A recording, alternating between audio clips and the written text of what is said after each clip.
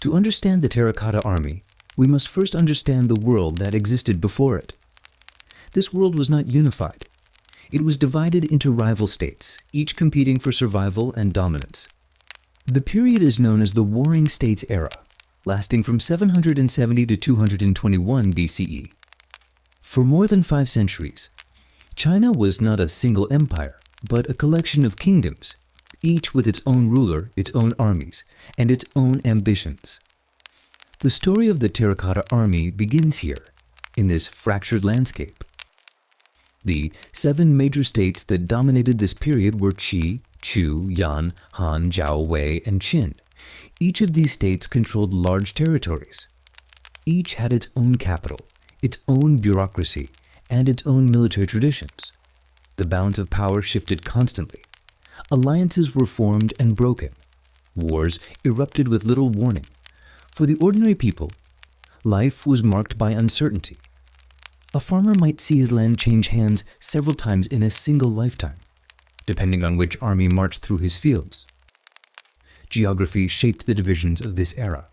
The eastern plains were fertile and supported dense populations.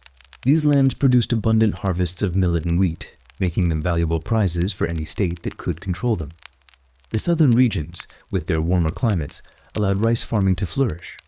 The northern territories were harsher, with open grasslands and cold winters that demanded resilience from their inhabitants.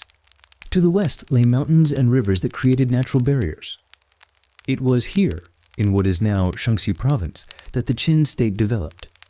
At first, Qin was considered remote and less refined than its eastern rivals, but its location gave it both protection and time to grow stronger. The Qin rulers adopted a philosophy known as legalism to shape their state. Legalism emphasized strict laws, harsh punishments, and absolute obedience to authority. It rejected the idea that rulers should govern through virtue, as Confucianism taught. It also rejected the idea that harmony with nature was the key to order, as Taoism suggested. Instead, legalism focused on results. It demanded discipline. It rewarded productivity. It punished failure without hesitation. This philosophy gave Qin a system of control that was unmatched by its rivals. Under legalism, the ruler's authority was absolute. Officials were judged by their performance, not by their family connections. Corruption was punished severely. Farmers were closely monitored and taxed. Military service was mandatory for all able-bodied men. This system created a disciplined society. It allowed Qin to mobilize resources quickly. It gave Qin an advantage in both governance and warfare. Technology also transformed society during this period. Iron replaced bronze as the main material for tools and weapons. Iron plows allowed farmers to cultivate soil more deeply and efficiently. Irrigation systems expanded farmland, increasing food production. As a result, populations grew. The state could feed larger armies. It could support more people in its towns and cities.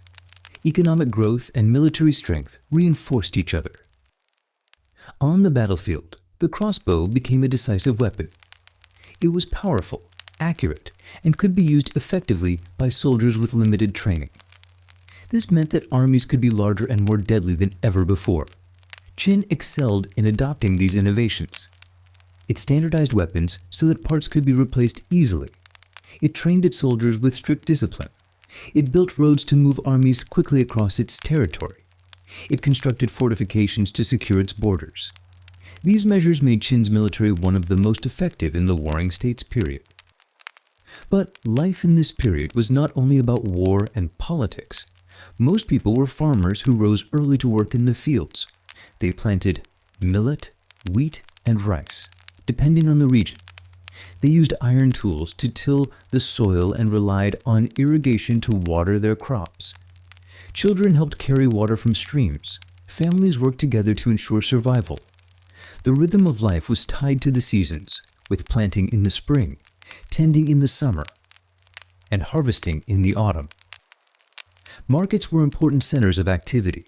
Traders exchanged goods such as salt, grain, and livestock. Artisans produced pottery, textiles, and tools. Potters shaped clay into bowls and jars. Blacksmiths forged iron implements. Merchants carried goods between towns and villages. Despite the constant threat of conflict, trade continued. People adapted to the uncertainty of their times. and found ways to sustain their communities. In the evenings, when the day's work was done, families gathered in their homes. Elders told stories by lantern light. They spoke of ancient kings and legendary battles. They remembered floods and disasters that had shaped the land. They recounted tales of heroes who had lived in earlier times. These stories preserved cultural memory. They gave meaning to the hardships of the present. They connected the people to their past and reminded them that survival was possible even in difficult times. The Warring States period was not only about conflict, it was also a time of intellectual development. Philosophers debated how society should be organized. Confucianism emphasized morality, tradition, and the importance of family. Taoism emphasized balance, simplicity, and harmony with nature. Legalism emphasized control, discipline, and the authority of the state. These ideas competed for influence. They shaped the policies of rulers and the expectations of the people. In Qin, legalism dominated. It reduced the power of noble families. It centralized authority in the hands of the ruler. It allowed the state to mobilize resources quickly and efficiently. It allowed the state to enforce discipline across its population. This gave Qin a clear advantage over its rivals. Over time, this advantage grew. It prepared Qin for the eventual unification of China. The economy also expanded during this period. Iron tools increased agricultural output. Roads and canals improved transportation. Markets grew larger and more connected. Trade linked distant regions together. Salt, grain, and textiles moved between states. Artisans produced bronze, lacquerware, and pottery. Economic growth supported military campaigns. It also supported population growth in towns and cities. The uppeople of Qin lived under strict control, but they also benefited from stability. The state organized irrigation projects that improved farming. It distributed land to farmers in ways that encouraged productivity. It ensured that food production was steady and reliable. This stability gave Qin strength. It allowed the state to focus on expansion rather than survival. It prepared Qin for conquest. It set the stage for the rise of an empire. The wars of the Warring States were brutal. Armies numbered in the tens of thousands. Battles caused heavy casualties. Sieges destroyed cities and displaced populations. Civilians often suffered the most, losing their homes and livelihoods. But these wars also pushed states to innovate. They improved weapons and strategies. They developed new systems of administration to support their armies. Qin's armies became known for their discipline. They used standardized equipment that could be repaired and replaced quickly. They followed strict orders and harsh training regimens. They built fortifications to secure their borders. They constructed roads that allowed rapid movement of troops. They coordinated large campaigns with precision. This military strength was unmatched by most rivals. It laid the foundation for Qin's eventual conquest of the other states. The Qin state was not yet an empire, but it was preparing to become one. Its leaders understood the importance of control. They understood the importance of resources. They understood the importance of discipline. These principles guided their policies. They shaped the future of China. They set the stage for unification. The Terracotta Army would later stand as a symbol of this transformation. This was the fractured world of ancient China, a world of kingdoms in conflict, a world of farmers and soldiers, a world of fear and endurance. And it was from this world that Qin would rise. The Terracotta Army would not exist without this background. The unification of China would not occur without this struggle. The story of Qin begins here. To understand the man who would one day become the first emperor of China, we must begin with his earliest years. His story begins in 259 BCE in the city of Handan, the capital of the Zhao state. At this time, his father, Prince Yiren of Qin, was living there as a political hostage. The Qin and Zhao states were bitter rivals, but hostages were often exchanged between states as a way to secure fragile peace. It was in this environment of tension and uncertainty that Ying Zheng was born. The circumstances of his birth were unusual. His father was far from home, living under the watchful eyes of the Zhao court. His mother, Lady Zhao, gave birth to him in a city that was not his own. From the very beginning, Ying Zheng's life was shaped by politics and conflict. He was the son of Qin royalty, but he was born in enemy territory. This fact would later be used against him by his critics, who questioned his legitimacy. But in 259 BCE, he was simply a child, unaware of the struggles that surrounded him. Handan was a bustling city. Its streets were filled with merchants, soldiers, and officials. Markets sold grain, livestock, and textiles. Artisans worked with bronze, iron, and clay. The Zhao court was powerful, and its armies were among the strongest of the warring states. For a young boy like Yingzheng, the city must have seemed both vibrant and dangerous. He grew up in a place where every conversation carried political weight, and every alliance could shift overnight. Even as a child, he would have sensed the tension that defined his surroundings. When Yingzheng was 9 years old, his life changed dramatically. His father was allowed to return to Qin, and the young boy went with him. For the first time, he saw the land that would one day be his kingdom. The journey from Handan to Qin was long and difficult, crossing rivers and mountains. For a child who had known only the crowded streets of Handan, the rugged landscapes of Qin must have seemed vast and imposing. The mountains stood as natural fortresses, and the rivers cut deep through the valleys. This was the land that had shaped the Qin people, and now it would shape him as well. In Qin, Yingzheng entered a world of strict discipline and careful planning. The Qin court was organized according to legalist principles. Officials were judged by their performance, not by their birth. Laws were enforced with severity. The military was trained with precision. For a boy who had grown up in the Zhao capital, this environment was very different. It was less refined, but it was also more focused. It valued strength, order, and results above all else. At the age of 13, in 246 BCE, Yingzheng became the king of Qin. His father had died, and the throne passed to him as the rightful heir. But he was still a child, too young to rule on his own. The affairs of the state were managed by a regent, Lu Buwei. Lu Buwei was a powerful and ambitious man. He had risen from the ranks of a wealthy merchant to become one of the most influential figures in Qin. As regent, he controlled the court, managed the officials, and guided the young king. For Yingzheng, this was both a protection and a challenge. Lu Buwei ensured that the kingdom remained stable during the boy's early reign. He managed the court with skill, balancing the interests of nobles, officials, and generals. He also ensured that the young king received an education suitable for a future ruler. Yingzheng studied history, law, and military strategy. He listened to advisors and observed the workings of the court. Even as a teenager, he was learning the skills he would need to govern. But he was also aware that real power was not yet in his hands. He would have to wait until he came of age to take control. During these years, Yingzheng spent time in the royal palace.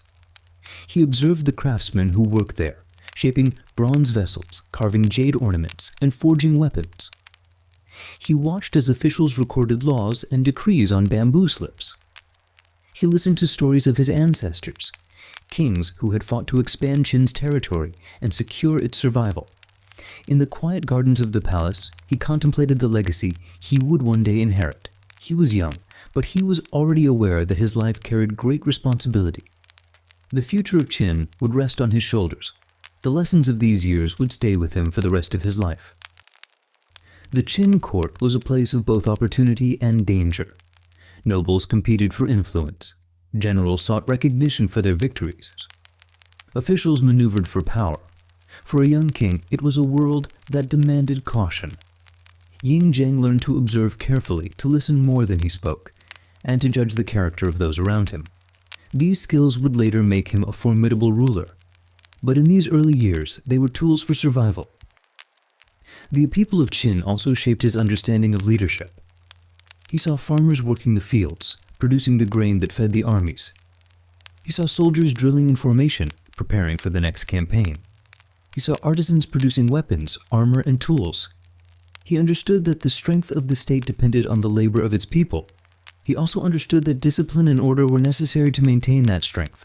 These observations reinforced the legalist principles that guided Qin. They also reinforced his belief that the ruler must be firm and decisive. For Ying Zheng, leadership was not a matter of luxury, it was a matter of survival. As he grew older, Ying Zheng began to assert himself more in the affairs of the state. He attended meetings of the court. He listened to reports from generals and officials. He asked questions and offered opinions. Gradually, he began to take on more responsibility. By the time he reached adulthood, he was ready to rule in his own right. The years of observation and study had prepared him. The challenges of his childhood had hardened him. He was no longer the boy born in Handan. He was the king of Qin, ready to lead his state toward unification. The story of Ying Zheng's early life is not only about politics and power, it is also about the formation of character.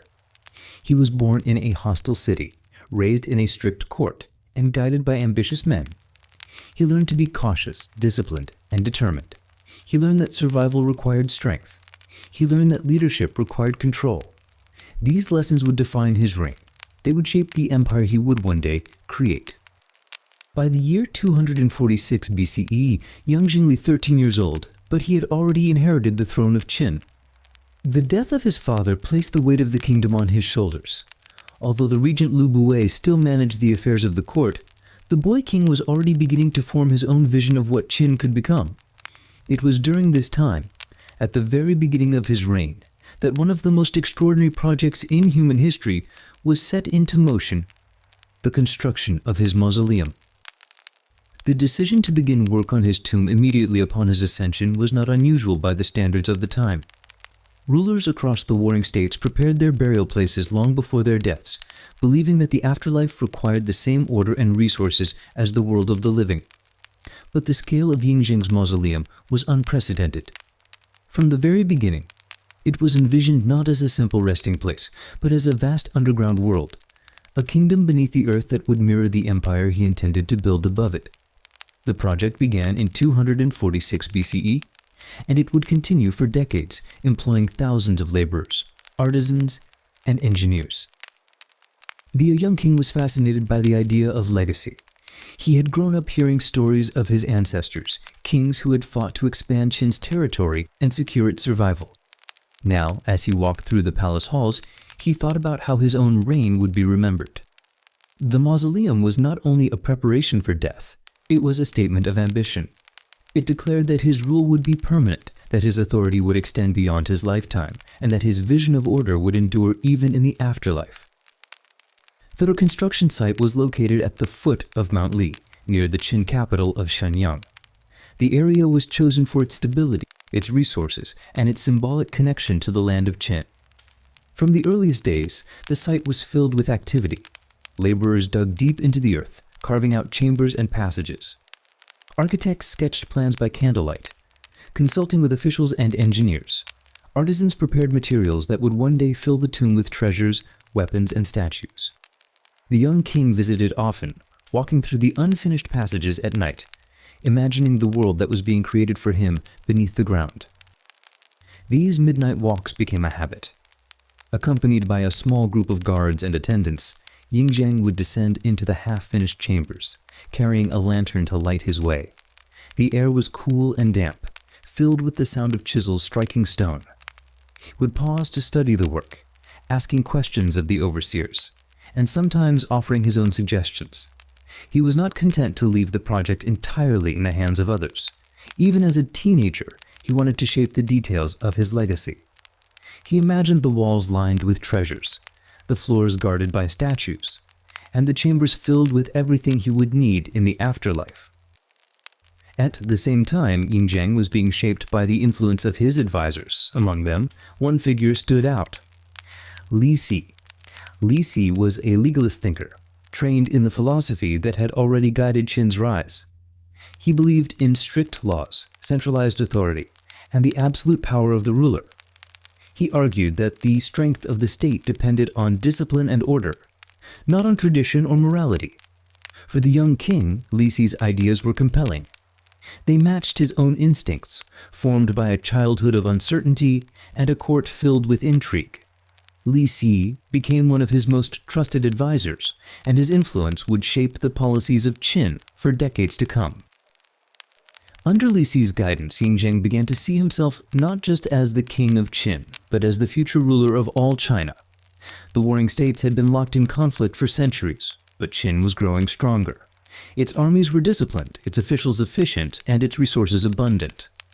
The young king believed that unification was possible, and that he was the one destined to achieve it. The mausoleum, in this sense, was not only a tomb, it was a symbol of his vision.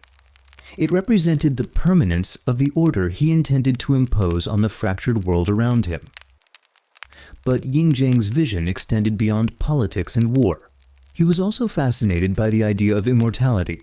From an early age, he had heard stories of sages and alchemists who claimed to know the secrets of eternal life. He listened to tales of distant islands where magical herbs grew, and of elixirs that could preserve the body forever. These stories captured his imagination. If he could conquer death itself, then his rule would never end. He would not only unify China in his lifetime, but he would continue to rule it for eternity. As he grew older, Yingzheng began to send expeditions in search of the elixir of life. He dispatched envoys to distant lands, instructing them to find the herbs and minerals that could grant immortality. Some were sent eastward, toward the seas, where legends spoke of islands inhabited by immortals. Others were sent into the mountains, searching for hidden knowledge. These expeditions rarely returned with anything of value, but the king continued to believe. For him, the search for immortality was not a distraction. It was part of his vision of eternal rule. The mausoleum would prepare him for the afterlife, but the elixir might allow him to avoid death altogether. The combination of these two projects, the construction of the tomb and the search for immortality, reveals much about the young king's mind. He was determined to secure his legacy in every possible way. If death could not be avoided, then the mausoleum would ensure his power continued beyond the grave. If immortality could be achieved, then he would rule forever in the world of the living. Either way, his authority would be absolute and unending. This was the vision that guided him as he grew from a boy king into a ruler of ambition and determination. The construction of the mausoleum also provided a way for the young king to exercise his authority. It required the coordination of thousands of workers, the management of vast resources, and the oversight of complex engineering.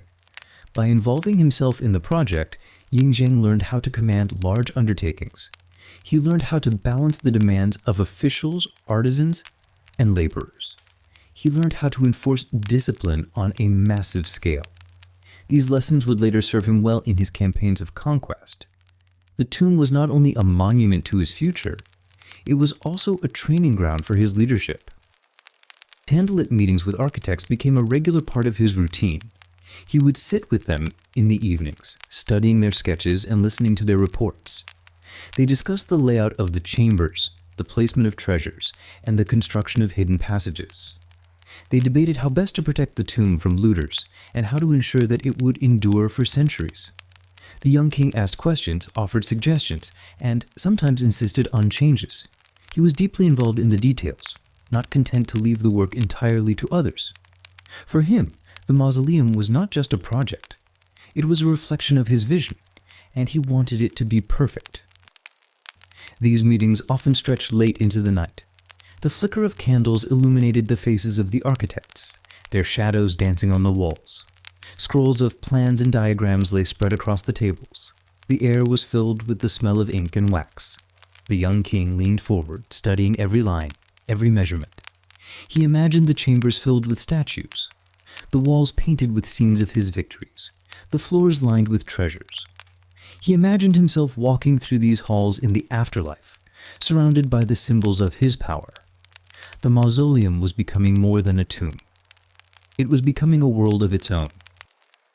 Sometimes after these meetings, Yingzheng would walk alone through the unfinished passages. The workers had gone for the night, leaving the chamber silent except for the sound of dripping water. He carried a lantern, its light casting long shadows on the rough walls. He paused to touch the stone, feeling the cold surface beneath his hand. He imagined the day when he would rest here, not as a boy king, but as the ruler who had brought order to a divided land. By the year 230 BCE, Yingzheng was no longer a boy king. He had matured into a ruler with a clear vision and the authority to act on it. The years of preparation, discipline, and planning had shaped him into a leader capable of transforming China. The fractured landscape of the warring states was still unstable, but Qin was now the strongest of the 7 kingdoms. Its armies were disciplined, its administration was efficient, its leadership was determined. Yingzheng was ready to begin the final phase of his plan, the conquest of the remaining states and the unification of China. The campaign began in 230 BCE with the conquest of Han. Han was the weakest of the remaining states, and Qin's forces moved quickly. The invasion was swift and decisive.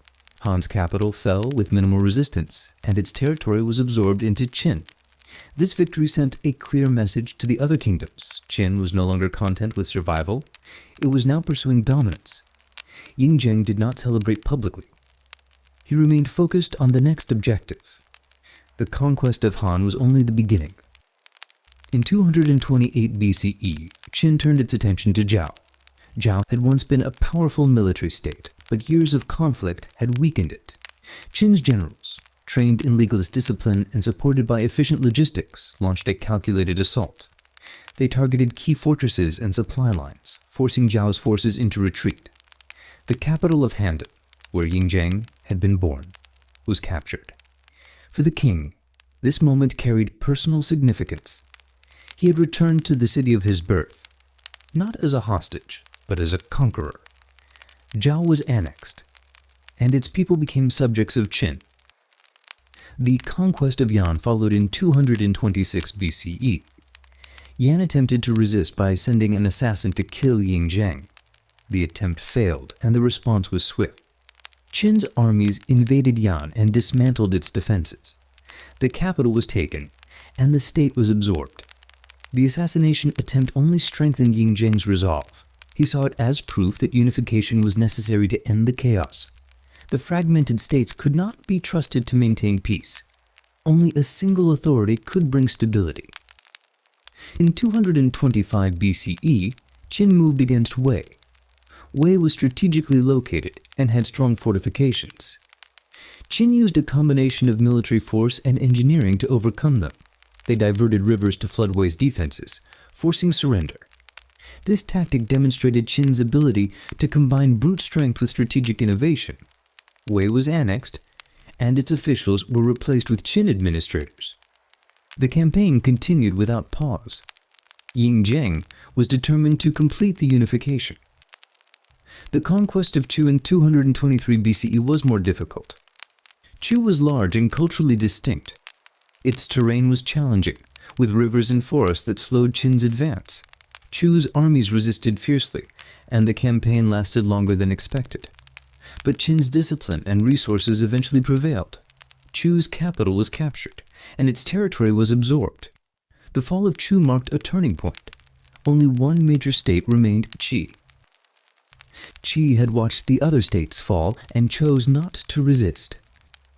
In 221 BCE, Qin's forces entered Qi without a major battle. The king of Qi surrendered, and his territory was annexed. With this final conquest, Yingzheng had achieved what no ruler before him had accomplished. China was unified under a single authority. The warring states period was over. Yingzheng declared himself Qin Shi Huang, first emperor of China. The title reflected the scale of his achievement. He was no longer a king among kings. He was the emperor of a unified land. The unification of China was not only a military achievement, it was also an administrative transformation. Qin Shi Huang understood that lasting unity required more than conquest. It required standardization. He ordered the creation of a uniform currency, replacing the varied coins used by different states. He standardized weights and measures to ensure consistency in trade and taxation. He unified the written script, allowing communication across regions. These reforms created a foundation for centralized governance. They allowed the empire to function as a single system. The emperor also reorganized the territorial divisions. He abolished the old feudal system and replaced it with administrative districts. Each district was governed by officials appointed by the central authority. This reduced the power of local nobles and ensured loyalty to the emperor. The roads were expanded and improved, allowing faster movement of troops and information. Walls and fortifications were strengthened to secure borders. The empire was now connected in ways that had never existed before. Qin Shi Huang's vision was becoming reality. In the cities and towns of the newly unified empire, the changes were visible. Coins with standardized markings replaced local currencies. Merchants adjusted their scales to match the new measurements. Officials used the unified script to record laws and communicate with the capital. Artisans from different regions began to share techniques. Potters from Chu taught their glazing methods to craftsmen in Qin. Metalworkers from Zhao introduced new forging styles. The exchange of knowledge enriched the empire. It created a sense of shared identity. In some places, the unification was marked with celebration. Festive meals were held in local halls. Officials toasted the end of war and the beginning of peace. Families gathered to honor ancestors and share stories of survival. Musicians played songs from different regions, blending styles into new harmonies. The emperor did not attend these gatherings, but he knew they were happening. He had brought order to a divided land, and now the people were beginning to live in that order. But the emperor's work was not finished. He continued to issue reforms. He sent inspectors to evaluate the performance of local officials. He punished corruption and rewarded efficiency. He ordered the construction of massive infrastructure projects, including roads, canals, and fortifications. He began planning for the Great Wall, a barrier to protect the northern frontier. He continued to expand the mausoleum that had begun when he was 13. The empire was unified, but it needed to be secured. Qin Shi Huang was determined to make it permanent. The emperor also continued his search for immortality. He sent new expeditions to distant lands. He consulted alchemists and scholars. He consumed potions and minerals believed to prolong life. He believed that if he could live forever, the empire would never fall. His advisors, including Li Si, supported these efforts. They saw immortality as a way to preserve order. The emperor's vision extended beyond his lifetime. He wanted to rule forever. The years following unification were marked by both progress and tension. The reforms improved administration, but they also created resistance. Some regions resented the loss of local traditions. Some officials resisted central control. The emperor responded with strict enforcement. He believed that unity required discipline. He believed that dissent threatened stability. He used surveillance, punishment, and propaganda to maintain control. The empire was strong, but it was also fragile. It depended on the emperor's will. Qin Shi Huang continued to travel across the empire. He inspected roads, met with officials, and visited construction sites. He traveled in large convoys, protected by guards and accompanied by advisors. He observed the land he had unified.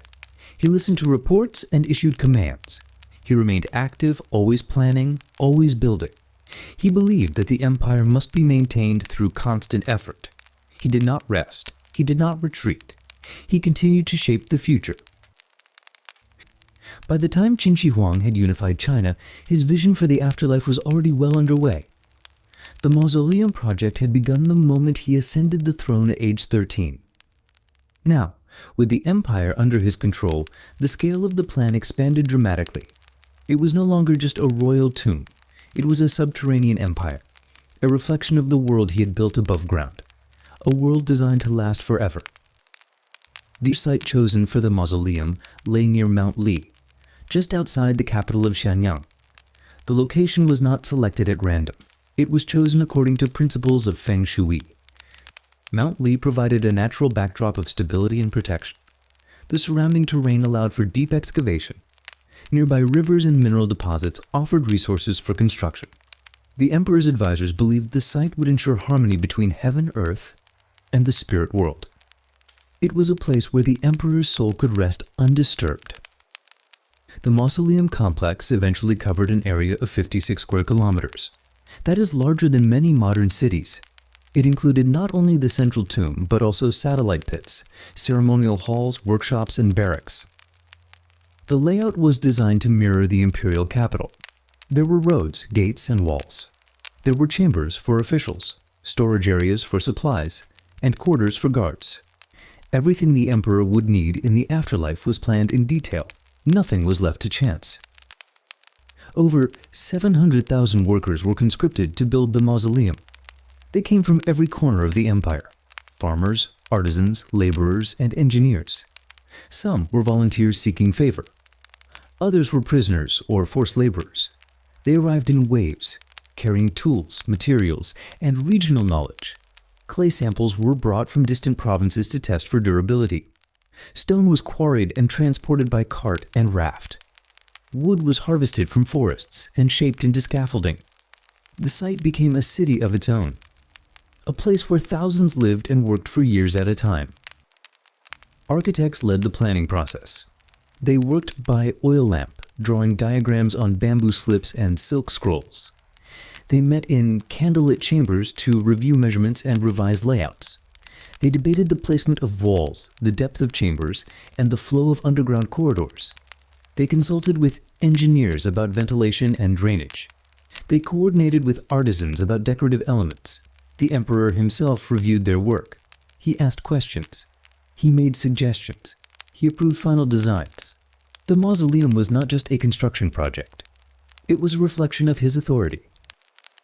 The centerpiece of the mausoleum was the underground palace. This was the chamber where the emperor's body would eventually rest. It was designed to be the heart of the complex, surrounded by layers of earth and stone, protected by traps and sealed passages. According to historical records, the chamber included rivers of mercury. Engineers created channels and reservoirs to hold the liquid metal. They believed mercury would simulate flowing water in the afterlife. It was also thought to deter intruders. The toxic properties of mercury made it both symbolic and practical. The underground palace was lined with stone and reinforced with timber. Its walls were painted with scenes of stars, mountains, and constellations. Its floors were covered with tiles and embedded with precious stones. Bronze vessels and ceremonial objects were placed in alcoves. Weapons and armor were arranged in racks. Scrolls and records were sealed in containers. Everything was positioned according to ritual. The emperor's body would be placed at the center, surrounded by symbols of power and permanence. Outside the central chamber, satellite pits were constructed. These included the famous Terracotta army. Thousands of life-size statues of soldiers, horses, and chariots. Each figure was unique, with distinct facial features, hairstyles, and armor. They were arranged in formation, ready to defend the emperor in the afterlife. Other pits contained officials, musicians, acrobats, and animals. The emperor's court was recreated underground. It was a world frozen in clay, a world designed to serve him beyond death. Artisans played a critical role in the construction. They came from different regions, each bringing local techniques. Potters from the south shared glazing methods. Metalworkers from the north introduced forging styles. Stone carvers from the west demonstrated new chiseling tools. The exchange of knowledge enriched the project. It also symbolized the unity of the empire. The mausoleum was not just a Qin creation, it was a product of all China. The emperor visited the site regularly. He walked through the workshops, inspecting progress. He spoke with overseers, asking about materials and labor. He studied the statues, commenting on posture and detail. He reviewed maps and diagrams, tracing corridors with his finger. He imagined the final result, a world beneath the earth, silent and eternal. A world that would reflect his rule. A world that would endure long after his death. Security was a constant concern.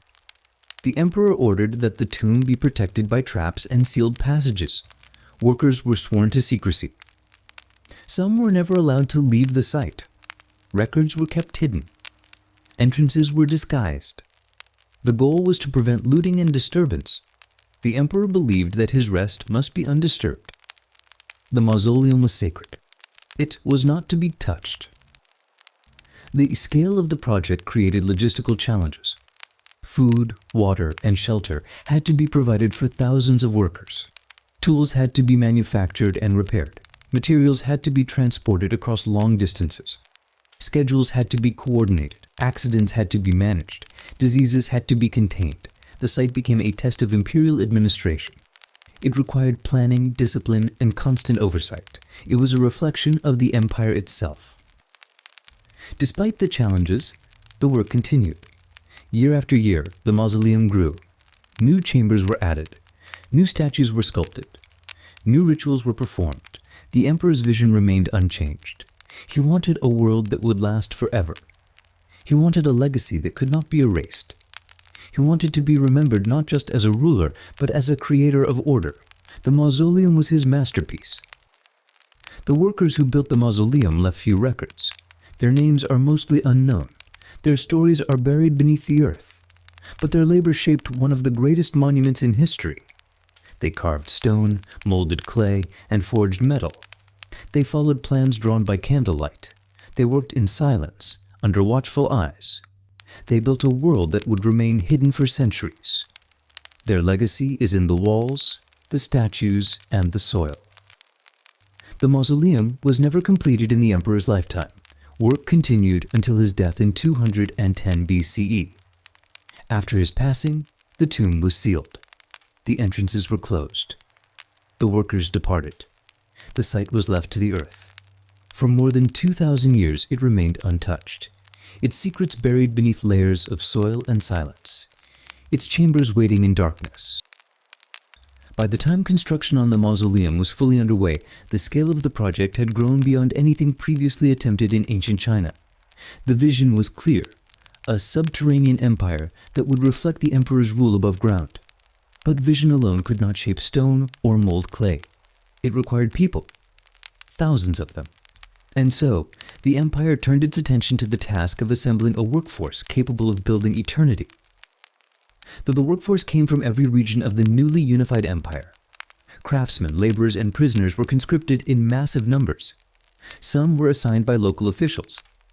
Others were sent as punishment. Still others volunteered, hoping to gain favor or escape hardship. They arrived in waves, traveling by foot, cart, and boat.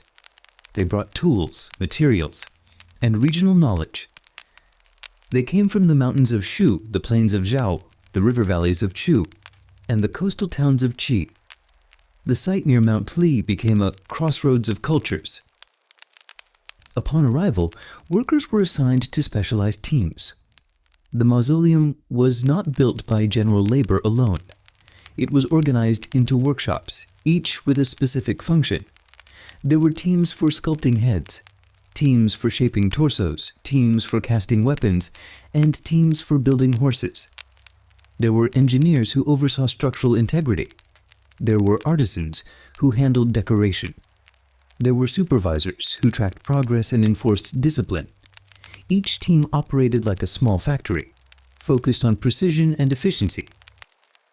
Apprentices were paired with masters. Young workers learned to carve ears, shape fingers, and balance proportions. They studied the techniques of older artisans, watching closely and repeating tasks until they achieved consistency. Mistakes were corrected patiently. Successes were quietly acknowledged.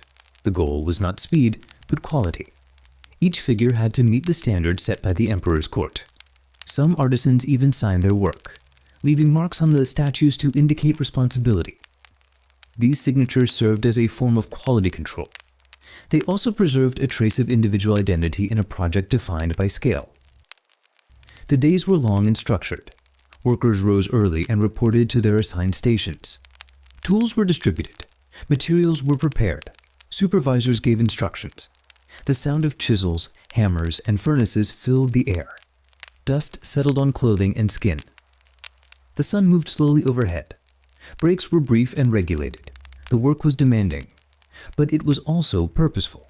Each task contributed to a larger whole. Meals were served communally. Large cooking fires were built near the edge of the site. Grains were boiled in iron pots. Vegetables were steamed and seasoned with salt. Occasionally, meat was added, usually pork or fish. Workers sat in circles, eating from shared bowls. They talked about their homes, their families, and the work ahead. They exchanged stories and jokes. They compared techniques and regional customs. These meals created a sense of community. They reminded the workers that they were part of something larger than themselves. In the evenings, the site grew quiet. Tools were cleaned and stored. Fires were banked. Workers returned to their quarters, simple shelters built from wood and packed earth. Some gathered around lanterns to share folk tales from their regions, stories of river spirits, mountain beasts, and clever farmers. Others played simple instruments or sang songs in local dialects. These moments of rest were brief but meaningful. They allowed the workers to preserve their identities in a place defined by imperial order.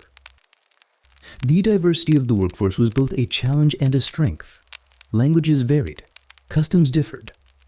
Techniques were not always compatible. But the supervisors encouraged collaboration. They paired workers from different regions. They promoted shared learning. Over time, new methods emerged, hybrids of regional styles. Pottery techniques from Chu blended with sculpting methods from Qin. Metalwork from Yan was refined by artisans from Han. The mausoleum became a laboratory of cultural exchange. Some workers specialized in the terracotta figures. They sculpted soldiers, generals, archers, and cavalry. Each figure was built in parts: head, torso, arms, legs. The parts were assembled and refined. Details were added: facial expressions, hairstyles, armor plates. No two figures were identical. The variety reflected the diversity of the empire. It also reflected the skill of the artisans. They were not copying a template. They were creating a world. Other teams focused on weapons. They cast bronze swords, spears, and arrowheads. They tested balance and sharpness. They engraved markings to indicate origin and batch. These weapons were not merely symbolic. They were functional. They demonstrated the emperor's belief that order must be defended, even in the afterlife. The weapons were stored in racks, positioned near the terracotta soldiers. They completed the illusion of a ready army. Horse teams built full-size terracotta horses. They studied anatomy carefully. They shaped muscles, hooves, and bridles. They adjusted posture to reflect motion.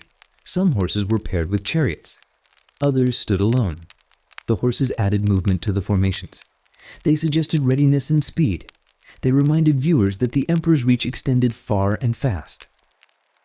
Quality control was strict. Supervisors inspected each figure. They checked proportions, symmetry, and detail. They rejected flawed pieces. They recorded progress and reported to the court. Artisans who met standards were rewarded. Those who failed were reassigned or dismissed.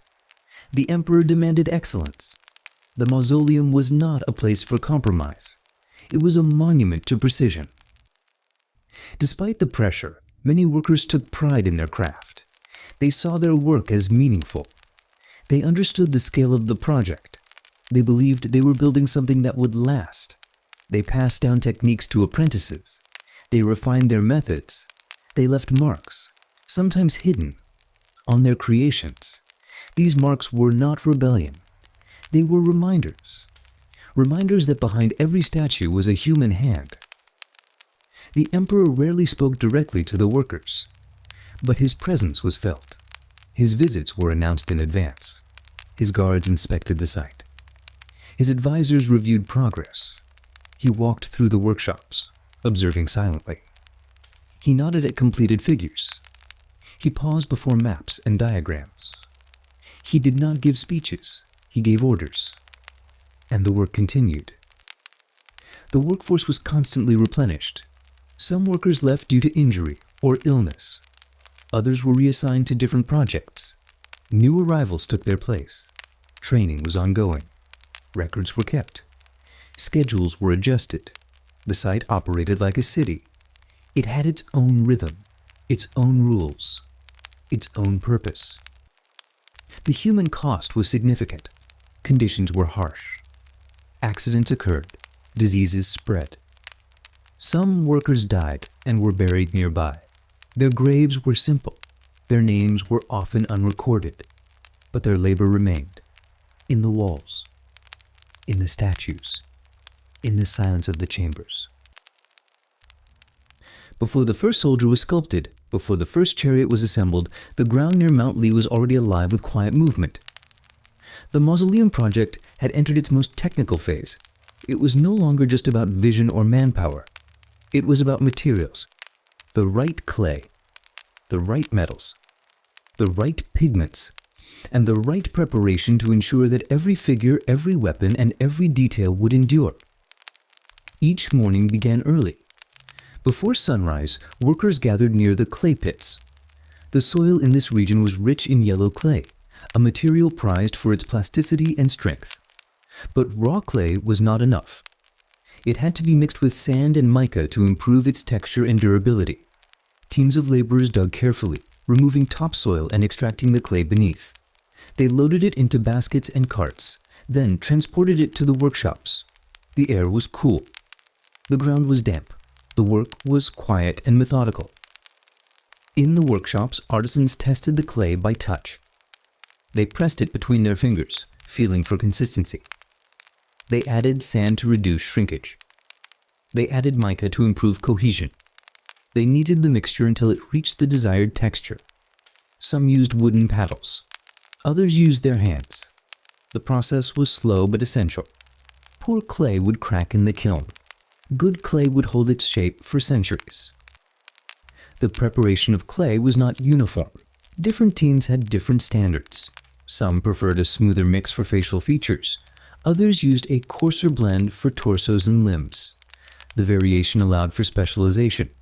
It also reflected the diversity of techniques brought by artisans from across the empire. Potters from Chu, sculptors from Zhao, and engineers from Qin all contributed their knowledge. The workshops became places of quiet exchange. Ideas moved from one table to another. Methods evolved. Once the clay was prepared, it was shaped into basic forms. Blocks were cut and stored. Sheets were rolled and stacked. Cores were molded for internal support. Templates were created for standard dimensions. The goal was to ensure consistency without sacrificing individuality. Each figure would be unique, but each would also follow structural guidelines. The preparation phase laid the foundation for sculpting. It ensured that the materials would respond predictably. It reduced waste. It increased efficiency. Kilns were built near the workshops. They were large, dome-shaped structures made from brick and stone. They were designed to reach temperatures above 1,000 degrees Celsius. This level of heat was necessary to harden the clay and preserve its form. Firing schedules were carefully managed. Too much heat could cause warping. Too little could leave the clay brittle. Teams of kiln operators monitored temperature using charcoal markers and airflow adjustments. They worked in shifts, maintaining the fires day and night. The kilns glowed red in the darkness. They hummed with quiet intensity. Before firing, the clay pieces were dried slowly. They were placed in shaded areas, away from direct sunlight. They were turned regularly to prevent uneven drying. Cracks were repaired with slip, a liquid clay mixture. Edges were smoothed. Surfaces were brushed clean. The drying process could take days. It required patience. It was a test of discipline. Only when the pieces were fully dry could they be placed in the kiln. While the clay was being prepared, other teams focused on metals. Bronze was the primary material for weapons. It was cast into swords, spears, and arrowheads. The process involved melting copper and tin, then pouring the liquid into molds. Once cooled, the weapons were polished and sharpened. Some were coated with chromium, a rare technique that provided rust resistance. This coating was not decorative. It was functional. It ensured that the weapons would remain intact for centuries. It reflected the emperor's demand for permanence. The metal workshops were busy but quiet. Furnaces burned steadily. Molds were stacked in rows. Workers moved carefully, avoiding sudden movements. Bronze was heavy and hot. Mistakes could be dangerous. Supervisors monitored each step. They recorded temperatures, cooling times, and alloy ratios. They inspected finished pieces for flaws. Rejected items were melted down and reused. Nothing was wasted. Pigments were prepared in separate chambers. These were used to paint the terracotta figures after firing. The colors were vivid and symbolic. Cinnabar provided red. Malachite gave green. Azurite produced blue. Other minerals added black, white, and yellow. The pigments were ground into fine powders, then mixed with binders. Brushes were made from animal hair. Palettes were carved from wood. Painters worked in silence, applying color to armor, robes, and faces. The figures came to life. They became more than clay. They became representations of the emperor's world. The preparation of pigments required knowledge of chemistry. Some minerals were toxic. Cinnabar, for example, contained mercury. Painters wore cloth masks and worked in ventilated areas. They stored pigments in sealed containers. They labeled each batch carefully. They tested mixtures on sample tiles. They adjusted ratios to achieve the desired hue. The process was precise. It was not art for expression. It was art for order. The workshops operated like a network. Clay, metal, and pigment moved between stations. Schedules were coordinated. Records were kept. Supervisors met daily to review progress. They adjusted assignments based on supply and demand. They resolved disputes. They enforced discipline. The emperor's vision depended on structure. The preparation phase was not chaotic. It was controlled. It was deliberate. Despite the structure, the atmosphere was not harsh. Workers greeted each other in the morning. They shared meals in the afternoon. They rested in the evening. They talked about their homes, their families, and their hopes. They taught each other skills. They learned new methods. They took pride in their work. They understood the importance of the project. They believed they were building something that mattered. Just in the clay chambers, apprentices watched their masters closely. They learned how to test texture by touch. They learned how to knead, shape, and dry. They asked questions.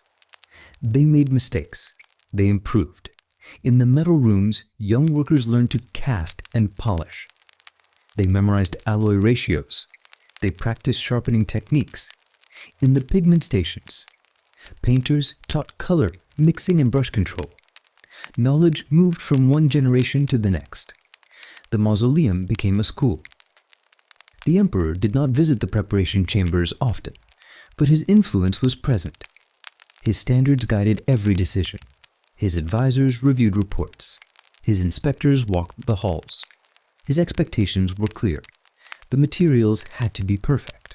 The preparation had to be complete. The vision had to be realized. And so, the work continued. The biosculpting of the terracotta army began not with grand ceremony, but with quiet observation. Before the first figure was shaped, teams of artisans spent time watching real soldiers. They studied posture, movement, and expression. They observed how armor rested on shoulders, how hands gripped weapons, how feet were positioned for balance. They took notes. They made sketches. They memorized details. The goal was not to create idealized forms. It was to reflect reality, to capture the presence of an army that would stand guard for eternity. The sculpting process began with the body. Artisans used coiling and molding techniques to shape the torso and limbs. Clay was rolled into long coils, then stacked and smoothed to form the basic structure. Molds were used to create standardized parts: legs, arms, torsos. These parts were assembled like components in a system. Each piece was joined with slip, a liquid clay adhesive. The joints were reinforced and blended. The figures were hollow, allowing for even drying and firing. The internal structure was carefully balanced. Weight distribution mattered. Stability mattered. Once the body was assembled, the sculptors turned their attention to the head. This was the most detailed and individualized part of each figure. No two faces were the same. Artisans sculpted eyes, noses, mouths, and ears with precision. They added wrinkles, cheekbones, and jawlines. They shaped expressions: calm, alert, focused. They carved hairstyles that reflected rank and region. Top knots, braids, and buns were used to distinguish officers from infantry. Facial hair was added where appropriate. The heads were made separately, then attached to the bodies. The connection was seamless. The result was lifelike. Armor and clothing were sculpted directly onto the figures. Artisans carved plates, straps, and folds into the clay. They used tools to create texture, leather, fabric, metal. They added details such as belt buckles, boot seams, and sleeve creases. The armor varied by rank. Generals wore layered plates. Archers wore lighter gear. Cavalry figures had reinforced padding. The variations were intentional. They reflected the organization of the real army. They gave the figures identity. Weapons were sculpted separately. Swords, spears, and bows were cast in bronze. Once completed, They were fitted into the hands of the terracotta soldiers. Some figures were designed to hold weapons. Others were posed in readiness. The positioning was deliberate. It created a sense of motion. It suggested discipline. It reinforced the illusion of a living army. These sculptors worked in silence. The sound of carving tools filled the air, gentle scraping, tapping, smoothing. The workshops were calm, focused. Artisans sat at low tables, turning figures slowly as they worked. They paused often to inspect their progress. They adjusted angles. They refined edges. They lost themselves in concentration. Time passed quietly. The army grew one figure at a time. Each sculptor had a specialty. Some focused on heads, others on hands. Some shaped boots and feet. Others carved armor. The division of labor allowed for consistency. It also allowed for mastery. Artisans became experts in their chosen area. They trained apprentices. They passed down techniques. They developed personal styles. These styles can still be seen today. In the curve of a brow, the tilt of a chin, the fold of a sleeve. The figures were not created in isolation. They were arranged in formations, rows of infantry, columns of cavalry, units of archers. The layout reflected military organization. It was based on real tactics. Generals stood at the front. Officers flanked the sides. Support units filled the rear. The formations were designed to protect the emperor in the afterlife. They were also designed to impress, to show power, to show control. After sculpting, the figures were dried slowly. They were placed in shaded areas. They were turned regularly. Cracks were repaired. Surfaces were smoothed. Only when fully dry were they fired in kilns. The firing process hardened the clay. It preserved the shape. It prepared the figures for painting. The transition from soft clay to solid form was critical. It marked the moment when the figure became permanent. Painting was done after firing. Artisans applied pigments to armor, robes, and faces. Red from cinnabar, green from malachite, blue from azurite, black, white, and yellow from other minerals. The colors were vivid. They gave the army life. They distinguished rank and role. They added realism. The painting process was slow and careful. Brushes were small. Strokes were deliberate. The goal was not decoration. It was representation. Some figures were painted with symbols. Marks of rank, marks of origin. These symbols were carved or painted onto armor plates and belts. They helped identify units. They helped organize formations. They added another layer of detail, another layer of meaning. The army was not generic. It was specific. It was structured. Artisans signed some of their work. Small marks were carved into the base or hidden in folds. These signatures were not for fame. They were for accountability. They allowed supervisors to track quality. They allowed the emperor's court to reward excellence. They also preserved identity. In a project defined by scale, these marks reminded future generations that each figure was made by a human hand, by a person with skill, with pride, with purpose. The sculpting process continued for years. Figures were added, formations expanded, new techniques were introduced, old methods were refined. The army grew. It became more detailed, more lifelike, more complete. The emperor's vision remained constant. The work continued. The silence of the workshops became the rhythm of creation. The sculptors rarely saw the entire army. They worked in sections. They focused on individual tasks. They trusted that others were doing the same. They believed in the project. They believed in the vision. They believed that their work mattered. And so they carved. They shaped. They assembled.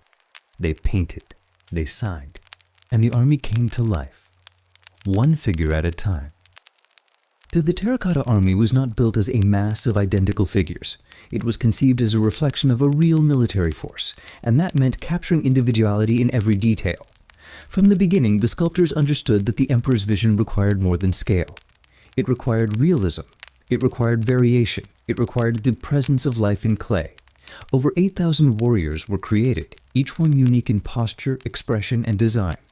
Alongside them stood 130 chariots and 670 horses, all arranged in formations that mirrored the structure of the imperial army. The result was not just a monument, it was a representation of a living system. The diversity of roles within the army was carefully represented. There were officers, infantry, archers, and cavalry. Each figure was sculpted to reflect its function.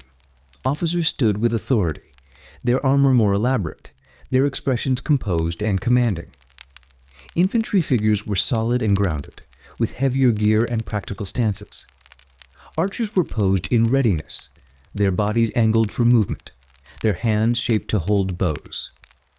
Cavalry figures were paired with terracotta horses, their posture adjusted to suggest riding. The sculptors paid close attention to these distinctions, ensuring that each figure communicated its role clearly and accurately. The process of sculpting individuality began with the head. Artisans worked from a base form, but each face was shaped by hand. They carved eyes, noses, mouths, and ears with subtle variations. They added wrinkles, cheekbones, and jawlines to reflect age and character. Some faces were round and youthful. Others were angular and weathered. The differences were not random. They were intentional. They were designed to suggest a real army composed of real people. Historical records and modern analysis suggest that some faces may have been modeled after actual soldiers. Whether drawn from memory or observation, the result was a collection of figures that felt personal. Hairstyles and headgear were used to indicate rank and region. Top knots, braids, and buns were sculpted with care, each one reflecting a specific status. Officers wore elaborate headdresses. Infantry had simpler styles. Cavalry figures often had protective coverings. These details were not decorative. They were functional. They allowed viewers to identify roles at a glance. They reinforced the structure of the army. They added another layer of realism to the figures. Armor and clothing were sculpted directly onto the bodies. Artisans carved plates, straps, and folds into the clay. They used specialized tools to create texture, simulating leather, fabric, and metal. They added details such as belt buckles, boot seams, and sleeve creases. The armor varied not only by rank but also by region. Some figures wore gear associated with northern styles. Others reflected southern traditions. These variations were subtle but deliberate. They suggested that the army was drawn from across the empire. They suggested unity through diversity. Artisans often added subtle features that reflected their own hometowns. A sculptor from Chu might shape a nose in the style common to his village. A carver from Yan might add a familiar curve to the brow. These additions were not recorded in official plans. They were personal choices. They were quiet acts of pride. They allowed the artisans to leave a trace of themselves in the work. They allowed the figures to carry the memory of places far from Mount Li. They made the army not just imperial, but human. Evenings at the site were often reserved for critique and reflection. After the day's work was complete, artisans gathered in small groups to review each other's progress. They examined posture, proportion, and expression. They offered suggestions. They asked questions. They debated techniques. These sessions were informal but valuable. They allowed knowledge to circulate. They allowed standards to rise. They created a culture of improvement. They reinforced the idea that every figure mattered. Pride in craftsmanship was evident in every corner of the site. Artisans took time to perfect the curve of a lip, the angle of a hand, the placement of a strap. They did not rush. They did not settle. They worked with focus and care. They understood that the mausoleum was not just a tomb. It was a statement. It was a legacy. It was a reflection of the emperor's power and the empire's unity. Their work would be buried, but it would not be forgotten. They believed that perfection was the only acceptable outcome. The figures were arranged in formations that reflected military organization. Rows of infantry stood shoulder to shoulder. Cavalry units were placed in flanking positions. Archers were positioned for defense. Chariots were placed at strategic intervals. The layout was not random. It was based on real tactics. It was designed to protect the emperor in the afterlife. It was also designed to impress. Visitors to the site would see not just a collection of statues, but a functioning army. An army frozen in time. an army prepared for eternity. Each figure was signed by its lead artisan. These signatures were small and discreet, often carved into the base or hidden in folds of clothing. They served as a form of accountability. They allowed supervisors to track quality. They allowed the court to reward excellence. They also preserved identity. In a project, defined by scale, these marks reminded future generations that each figure was made by a person, by a hand, by a mind, by someone who cared. The sculpting process required coordination across multiple teams. Head sculptors worked alongside body molders. Armor specialists collaborated with painters. Weapon makers timed their deliveries to match assembly schedules. Supervisors managed logistics, ensuring that materials and labor were balanced. Records were kept. Progress was tracked. Adjustments were made. The system was complex but efficient. It allowed for individuality within structure. It allowed for creativity within control. Painters added color after firing. They used mineral pigments to highlight armor, robes, and facial features. Red, green, blue, black, and white were applied with care. Brushes were small. Strokes were deliberate. The goal was not decoration, it was representation. The colors distinguished rank. They added realism. They completed the illusion. The army was not just sculpted. It was painted into life. The figures were not static. They were posed to suggest movement. Some stood at attention. Others leaned forward. Some turned slightly, as if responding to a command. The variation created rhythm. It created presence. It made the army feel alive. The sculptors understood that posture mattered. They understood that gesture conveyed meaning. They used clay to suggest readiness. They used form to suggest purpose. The horses were sculpted with equal care. They were shaped to reflect strength and motion. Muscles were carved in detail. Hooves were positioned for balance. Heads were turned slightly, ears alert. Bridles and saddles were added with precision. Some horses were paired with chariots. Others stood alone. They completed the formations. They added speed to the army. They added power. The chariots were built from wood and bronze. They were assembled in workshops, then placed in the pits. Each chariot was accompanied by a team of horses and soldiers. The arrangement reflected battlefield tactics. It reflected hierarchy. It reflected control. The chariots were not symbolic. They were functional. They were part of the system. They were part of the vision. That the sculptors worked for years. They refined their techniques. They improved their methods. They trained apprentices. They passed down knowledge. They built an army that would never march, but would always stand. They built an army that would never speak, but would always be seen. They built an army that would never age, but would always endure. They built an army that reflected the empire.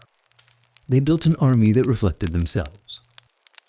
The Terracotta army was not arranged randomly, nor was it positioned for aesthetic effect alone. Its layout was based on military logic, reflecting the tactical formations used by Qin forces during the Warring States period. The emperor's vision demanded not only realism in sculpting, but also precision in placement. Each figure was assigned a position according to rank, role, and function. The result was a subterranean battlefield frozen in clay, designed to protect the emperor in the afterlife with the same discipline that had secured his rule in life. Pit 1 is the largest and most iconic of the 4 main excavation sites. It contains approximately 6,000 infantry figures arranged in strict battle formation. The soldiers stand in rows, facing east, the direction from which enemies were most likely to approach. The front ranks consist of archers and light infantry, prepared to engage quickly. Behind them stand heavy infantry, equipped with armor and weapons suited for sustained combat. Flanking units are positioned on the sides, while rear guards secure the back. The formation is rectangular, with corridors between rows to allow movement and coordination. This layout mirrors the structure of a real battlefield, where order and spacing were essential for effectiveness. The arrangement of figures in Pit 1 was not improvised. Artisans consulted with military advisors to ensure accuracy. They studied maps, reviewed tactical manuals, and observed training exercises. They asked questions about spacing, posture, and alignment. They learned how units were deployed in open terrain and how formations adapted to different threats. This collaboration between artists and soldiers ensured that the army was not only visually impressive, but also strategically coherent. The figures were placed with purpose, each one contributing to the overall defense. The process of positioning the figures required careful planning. Before installation, the ground was leveled and reinforced. Markers were placed to indicate rows and columns. Measurements were taken to ensure consistency. Each figure was transported carefully, often by cart or sled, and lowered into position with ropes and pulleys. Supervisors checked alignment, spacing, and orientation. Adjustments were made as needed. The goal was to create a formation that would remain intact for centuries. Precision was not optional. It was essential. Pit 2 offers a different perspective on the army's composition. It contains approximately 1,000 warriors, including archers, cavalry, and chariots. The layout is more complex, reflecting the diversity of roles within the military. Archers are positioned in staggered lines, allowing for overlapping fields of fire. Cavalry units are placed near the edges, suggesting mobility and flanking capability. Chariots are arranged in pairs, each accompanied by a team of horses and soldiers. The formation suggests readiness for rapid deployment, with units prepared to respond to changing conditions. Pit 2 demonstrates that the Emperor's army was not static. It was dynamic. It was adaptable. The figures in Pit 2 were sculpted with the same attention to detail as those in Pit 1. Archers are shown in crouched or standing positions, their hands shaped to hold bows. Cavalry figures are paired with terracotta horses, their posture adjusted to suggest riding. Chariot drivers are positioned with reins and weapons, their expressions focused and alert. The diversity of poses and equipment reflects the complexity of military operations. It also reflects the Emperor's understanding of warfare. He knew that victory required coordination between different units. He knew that strength came from structure. Pit 3 is the smallest of the excavated areas, but its significance is considerable. It is believed to represent the command post of the army. The figures here are officers and generals, positioned in a compact formation that suggests strategic oversight. They stand in a horseshoe arrangement, facing inward, as if engaged in planning or discussion. Their armor is more elaborate. Their expressions are more composed. Their posture suggests authority.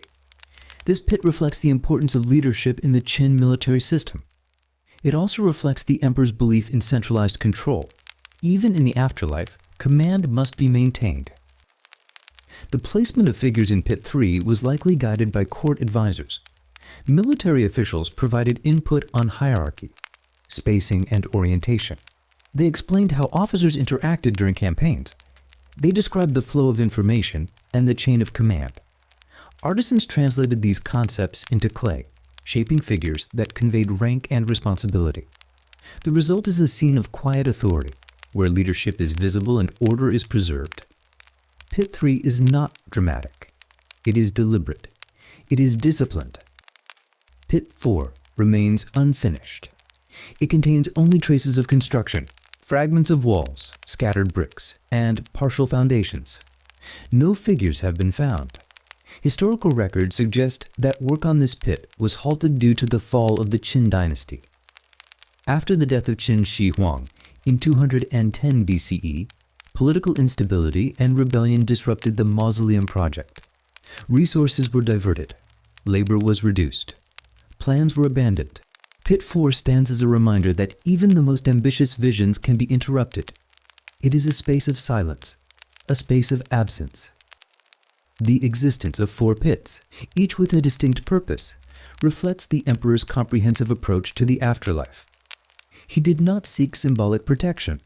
He sought functional defense. He wanted an army that could respond to threats, coordinate actions, and maintain discipline. He wanted a command structure, a support system, and a tactical layout. He wanted permanence. The formation of the Terracotta army was not an artistic flourish. It was a military strategy. It was a continuation of rule. The artisans who arranged the figures worked with care and concentration. They followed diagrams and instructions. They measured distances and angles. They adjusted posture and orientation. They consulted with advisors. They reviewed progress daily. They corrected errors. They maintained consistency. Their work was not improvisational. It was methodical. It was precise. The positioning of figures also considered environmental factors. The pits were excavated to specific depths to ensure stability.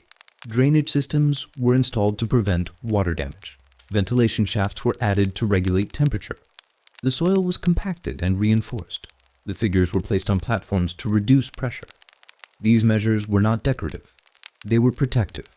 They ensured that the formation would endure. They ensured that the army would remain intact. The final arrangement of the terracotta army was reviewed by imperial inspectors. They walked the rows. They examined spacing. They checked alignment. They recorded observations. They reported to the court. Their presence reinforced the seriousness of the project. It was not a ceremonial task. It was a state operation. It was a reflection of imperial authority. It was a reflection of imperial ambition. The formation of the army was completed over many years. Figures were added gradually. Pits were expanded. Techniques were refined. Standards were enforced. The process was continuous. It was sustained by discipline. It was guided by vision. It was supported by structure. The result was a military system in clay, a system designed to last. The terracotta army remains one of the most detailed and organized burial formations in history. Its layout reflects tactical knowledge. Its figures reflect individual craftsmanship. Its purpose reflects imperial ideology. It is not a monument to war. It is a monument to order, to control, to permanence. It is a monument to the belief that power must be preserved, even in death. The final phase of the mausoleum's construction marked the transition from creation to closure. After years of sculpting, assembling, and arranging, the terracotta army was ready to be placed in its permanent position. The figures had been fired, painted, and inspected. The formations had been mapped and reviewed. The pits had been excavated and reinforced. Now, the time had come to lower the warriors into the earth and seal them beneath layers of protection. This process was not rushed. It was carried out with the same discipline and care that had defined every stage of the project. Each figure was transported from the workshops to the burial pits using carts, sleds, and wooden platforms. Teams of laborers worked in coordination, lifting and guiding the statues into place. Ropes were used to control descent. Wooden braces supported the weight. Supervisors monitored alignment and spacing. The figures were lowered gently, one by one, into their assigned positions. The formations had already been marked on the ground. Measurements were checked. Corrections were made. The goal was to preserve the integrity of the tactical layout. The army was not being buried randomly. It was being deployed. Once the figures were in place, final adjustments were made to posture and orientation. Artisans walked the rows, inspecting each soldier. They smoothed surfaces, repaired minor cracks, and ensured that weapons were properly fitted. They checked the alignment of heads and the balance of feet. They confirmed that armor plates were secure and that facial expressions remained intact. This final inspection was not ceremonial. It was practical. It ensured that the army would remain stable and lifelike beneath the earth. It ensured that the emperor's vision would be preserved. Many of the weapons placed with the figures were real and battle-ready. Bronze swords, spears, and arrowheads were cast with precision and coated with chromium to resist corrosion. These weapons were not symbolic replicas. They were functional tools of war. They were sharpened, balanced, and tested. They were stored in racks, held in hands, and fitted into scabbards. Their presence reinforced the illusion of readiness. They suggested that the army was not merely ceremonial. It was prepared to defend. It was prepared to act. Even in death, the emperor would be protected. After the figures and weapons were placed, the pits were covered with wooden roofs. These roofs were constructed from large beams and planks, fitted together to create a stable structure. The wood was treated to resist moisture and decay. Support columns were added to distribute weight. The roofs were designed to shield the army from the elements and to prevent collapse. They were not visible from the surface. They were buried beneath layers of earth. But they played a critical role in preservation. They allowed the army to remain intact for centuries. Once the wooden roofs were in place, the pits were filled with soil. Earth was transported from nearby fields and compacted in layers. Workers used shovels, baskets, and carts to move the material. They tamped the soil carefully, avoiding pressure points. They monitored moisture levels and adjusted techniques as needed. The burial process was slow and deliberate. It required coordination and patience. It transformed the open pits into sealed chambers. It completed the transition from construction to concealment. As the burial progressed, the atmosphere at the site began to change. The noise of carving and firing was replaced by the quiet rhythm of shovels and footsteps. The workshops were dismantled. The tools were stored or redistributed. The artisans prepared to leave. Some had worked on the project for years. They had shaped clay, mixed pigments, and assembled figures. They had lived near Mount Lee, sharing meals and stories. Now their work was complete. The army was in place. The tomb was nearly sealed. The time had come to say goodbye. Before departure, a final blessing was whispered by the artisans. They walked the rows one last time, touching the shoulders of the figures they had shaped. They spoke quietly, offering words of protection and remembrance. They lit a lantern and placed it near the entrance of the tomb. Its flame flickered in the darkness, casting shadows on the walls. It was a gesture of respect, a gesture of closure. As the last worker stepped away, the lantern was left burning. Its light remained as the tomb was sealed. Its glow marked the end of the living presence. The army was now alone. The sealing of the tomb occurred after the death of Qin Shi Huang in 210 BCE. His body was placed in the central chamber, surrounded by treasures, records, and ceremonial objects. The underground palace was closed with stone and timber. Passages were blocked. Entrances were disguised. Traps were installed to deter intruders. The mausoleum was declared sacred. It was not to be disturbed. It was not to be entered. It was a world beneath the earth, created to last forever. The emperor's death marked the end of the project. Political instability followed. Rebellions erupted. The dynasty began to collapse. Resources were diverted. Records were lost. The mausoleum was left untouched. Its chambers remained sealed. Its army remained buried. For more than 2,000 years, the site lay hidden beneath fields and forests. Its presence was remembered in legend, but not confirmed. Its silence endured. The final assembly and burial of the Terracotta army were acts of closure and continuity. They completed the emperor's vision. They preserved the work of thousands. They transformed clay into legacy. They transformed labor into permanence. The figures were no longer sculptures. They were guardians. They were symbols. They were reflections of a unified empire. They were reflections of a ruler who believed that order must extend beyond life. The burial process also reflected the values of the Qin state. It emphasized discipline, structure, and control. It emphasized preparation and foresight. It emphasized the belief that the afterlife required the same organization as the world of the living.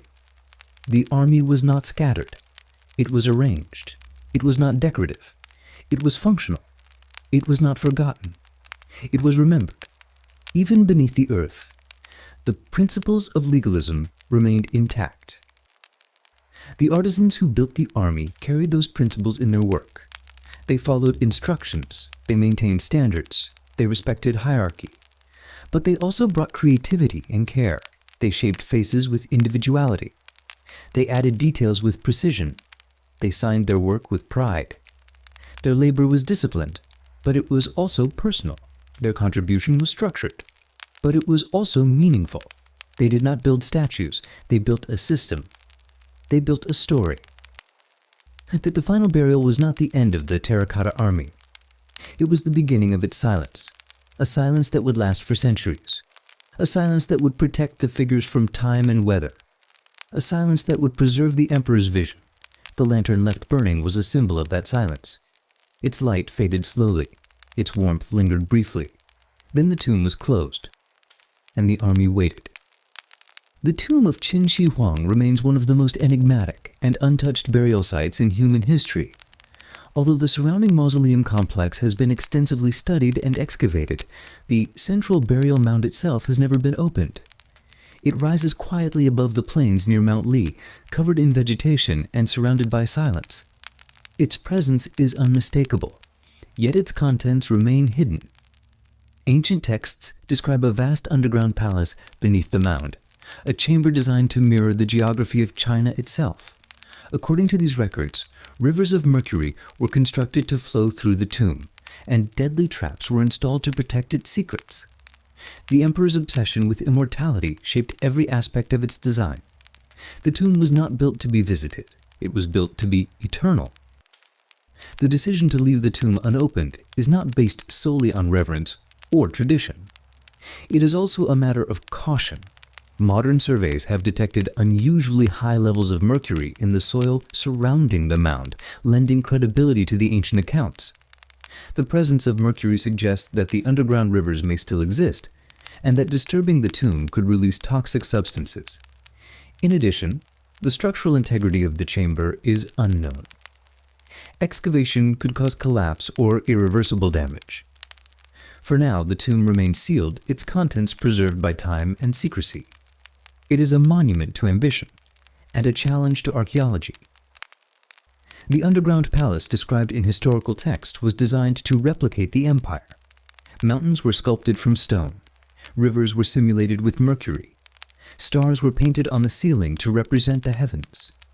The emperor's body was placed at the center, surrounded by treasures, records, and ceremonial objects. Officials and attendants were buried nearby, their roles preserved in death. The layout was intended to reflect the cosmic order, with the emperor at its heart. It was not merely a tomb, it was a model of the world. It was a statement of control. It was a declaration of permanence. The construction of the tomb required extraordinary planning and resources.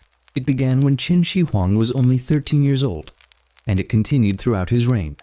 Thousands of workers were conscripted to dig, shape, and build.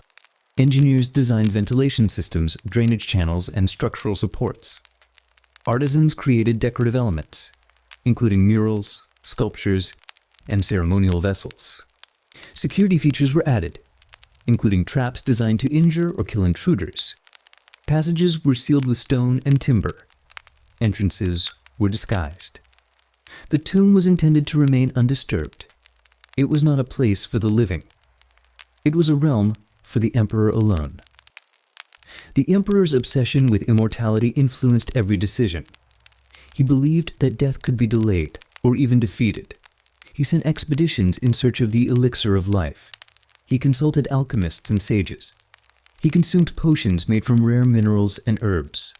He ordered the construction of the tomb as a contingency, a place where his rule could continue if immortality proved elusive. The underground palace was designed to sustain his spirit.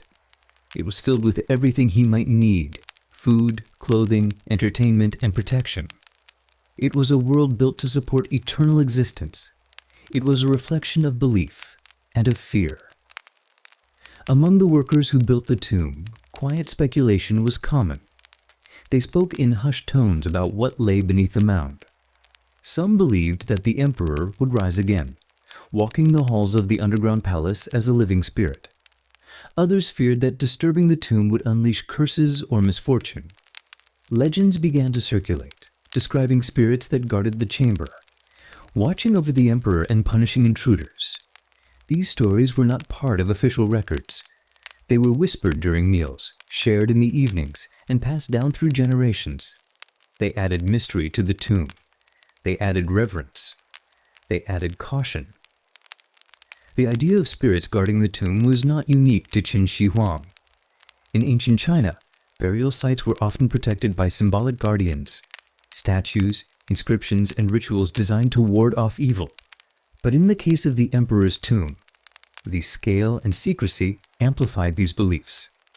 The presence of traps, the use of mercury, and the isolation of the chamber all contributed to the sense that the tomb was alive in its own way. It was not just a place of rest. It was a place of power, a place where the emperors will continue to operate, a place where intrusion was not permitted. The tomb's design also reflected the emperor's understanding of geography and cosmology. He believed that the empire was a reflection of the natural world, and that his rule was aligned with the forces of heaven and earth. By replicating the geography of China within the tomb, he sought to maintain that alignment. Mountains, rivers, and stars were positioned with care. The layout was symbolic, but also functional. It allowed the emperor's spirit to navigate the afterlife with familiarity. It allowed continuity between life and death. It allowed the empire to exist beneath the soil, just as it had existed above it. Stuthi's sealing of the tomb was a final act of control. After the emperor's death in 210 BCE, the chamber was closed with stone and earth. Passages were blocked. Entrances were hidden. The workers who completed the burial were dismissed or reassigned. Some may have been sworn to secrecy. Others may have disappeared. The tomb became a place of silence. Its existence was known, but its contents were not. It became a legend, a mystery, a monument to ambition and secrecy. Over the centuries, the tomb was mentioned in texts and stories. Historians recorded its location and described its features. Poets wrote verses about its grandeur and mystery. Travelers passed by the mound, wondering what lay beneath. But no one entered. No one disturbed the soil. The tomb remained sealed. Its silence continued. Its presence endured. It became part of the landscape. It became part of memory. The modern technology has allowed researchers to study the tomb without opening it.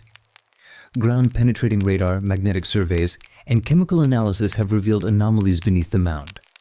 These include cavities, structures, and elevated mercury levels. The findings support ancient accounts, but they also raise concerns. Excavation could damage the site. Exposure could release toxins. Disturbance could erase history. For now, the decision is to wait, to preserve, to respect. The tomb remains closed. Its secrets remain intact. The emperor's tomb is more than a burial site. It is a reflection of a worldview. It embodies the belief that power must be preserved. It embodies the belief that death is not an end. It embodies the belief that order must continue. The underground palace is not just a chamber. It is a system. It is a symbol. It is a legacy. It is a challenge to time. It is a challenge to understanding. The workers who built the tomb may not have understood its full purpose, but they contributed with care and discipline. They shaped stone. They poured mercury. They painted stars. They sealed passages. They whispered blessings. They left a lantern burning. They stepped away. And the tomb became silent. It became complete. It became eternal. So for more than 2,000 years, the Terracotta army remained buried beneath the soil of Shaanxi province, hidden from view and untouched by time. Generations of farmers worked the land above, planting crops, harvesting grain, and watching the seasons change, unaware of the silent formation beneath their feet. Rain fell, snow melted, and the wind moved gently across the fields, while below the surface, thousands of clay soldiers stood in disciplined rows, locked in their positions and preserved by the earth.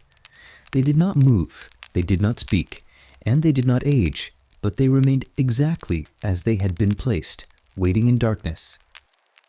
The burial site became part of the landscape, a quiet mound surrounded by farmland and scattered villages, its presence known, but its significance forgotten. Local families passed down stories through generations, speaking of strange sounds heard at night, whispers carried by the wind, and shadows that moved without explanation. Some tales described spirits guarding the fields, watching over the land with unseen eyes, while others warned of curses that would befall anyone who disturbed the soil. These legends were not recorded in official histories, but they were shared around cooking fires, repeated during festivals, and remembered in moments of quiet reflection. The fields above the army changed with the rhythm of the seasons, marking time in cycles that repeated year after year. In spring, green shoots emerged from the soil and stretched toward the sun, while in summer, the crops grew tall and swayed in the breeze. Autumn brought the harvest, and winter returned the land to silence, covering it with frost and stillness. Through it all, the army remained below, untouched and unseen, standing in formation with weapons ready and faces turned east, as if awaiting a command that would never come. The silence of the army was not empty, but rather filled with presence and meaning. Each figure carried the memory of the artisan who shaped it, the soldier who inspired it, and the emperor who commanded it. The formations reflected the discipline of the Qin military, the structure of the imperial court, and the vision of a ruler who believed in permanence. The silence was not a void, but a continuation of order, a preserved echo of a world that had once existed and had chosen to remain. The people who lived near the site continued their lives without knowing what lay beneath the surface. They built homes, raised children, and tended animals, walking across the fields unaware that thousands of warriors stood below in perfect formation. They told stories, sang songs, and honored their ancestors, living in the shadow of history without realizing its depth. The army remained hidden, its vigil uninterrupted, not seeking attention or demanding recognition, but simply waiting in silence. Occasionally, signs emerged from the soil, offering brief glimpses of what lay below. Fragments of pottery were found during plowing, unusual discolorations appeared in the earth, and tools struck something solid beneath the surface. These moments were brief and unexplained, often dismissed or forgotten, and they did not lead to discovery or understanding.